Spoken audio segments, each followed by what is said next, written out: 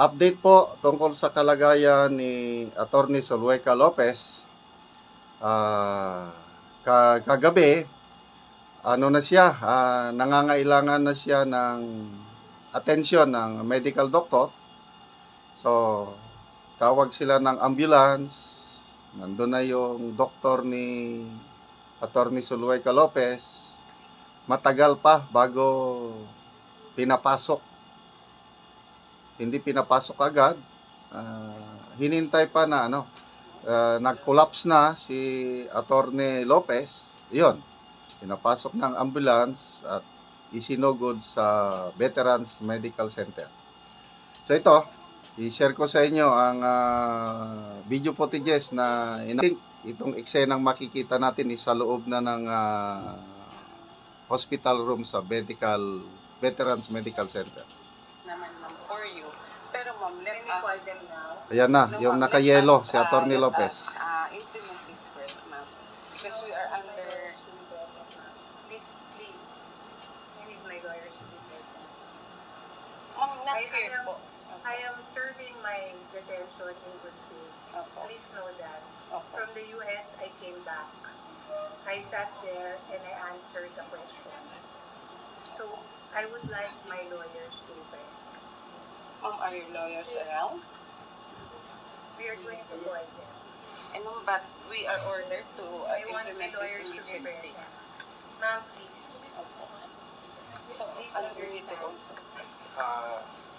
Kasi ang ano sa Wala akong problema, sir. But I need my lawyers to be present. before we can effect this, ma'am. I need my lawyers. No, let them come with me. Or ma-assist mo sabihan ko sila. Ma'am, safe naman po kayo with us. Opo. It is not that. Wala akong issue about that the room. Ma'am, ma'am, may lawyer naman po kami dito. I am not going anywhere. Just leave the room now. Leave the room now. Ma'am, we'll check muna po sa aming committee. Walang problema. Ito lang yung pag-intindi ko parang gusto nilang dalhin sa ibang lugar. I am not going anywhere. I'm waiting for my lawyer, parang ganun eh. So, saan nila kaya dadalhin? If this is a room in the Veterans Medical Center, saan nila dadalhin? So, hinihintay pa yung lawyer ni Attorney Lopez bago ma-effect itong order na ito. The room now. I just want my lawyers to be present. Narinig niyo yan lahat, ha? Opo. I want my lawyers to be present. Please leave the room now. Paki-inform mo. Leave the room now. You can stay there. Walang problema. Nicole, leave the room now. Please leave the room now. Ma'am, wait lang po. Maghintay lang po muna kami ng instruction. Kung ano naman po yung instruction nila. Leave the room now. Oh, okay. Please go out. Leave the room now. For the years 2022. Ito naman, detention cell sa Batasang Pambansa. Po na order. Opo. Si BP Sara ang nandun sa loob. Lawyer na ngayon. Yes, ma'am. Opo. Yan, BP Sara nasa loob. This is the detention center. Yes, ma'am. Yes, ma'am. Opo. Yes, ma'am. Yes, ma'am.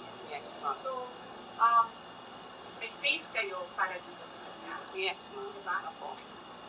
Ma'am, let us just comply because we are mandated to read this order. We will just simply read it to ma'am. Yes po. Ma'am, no, I think that's a different one, ma'am. That's... Yes, ma'am, but before I give you the copy, ma'am, will you please allow me to read it? Yes, ma'am. Yes, ma'am. Thank you so much, ma'am. Okay, ma'am, may I continue? 2022, 2023. Ito na yung yung pag-collapse ni Attorney Zulueta Lopez. Yan, naka-stretcher. Nilalabas siya sa detention cell siguro ito at isasakay sa ambulance. And reportedly, si BP Sara sumakay mismo, sinamahan niya sa Attorney Lopez, sumakay sa ambulance at dinala sa hospital.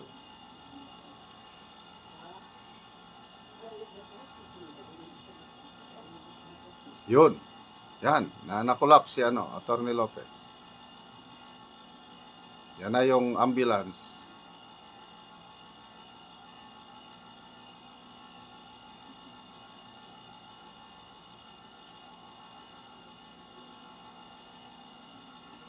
Kanina, may nabasa akong post ni Attorney Trixie Angeles.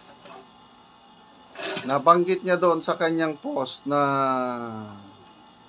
parang plano atang dalhin ng mga congressman si Attorney Lopez sa Women's Correctional. I don't know kung natuloy ba o hindi. Bakit pa siya dadalhin sa Women's Correctional Prison?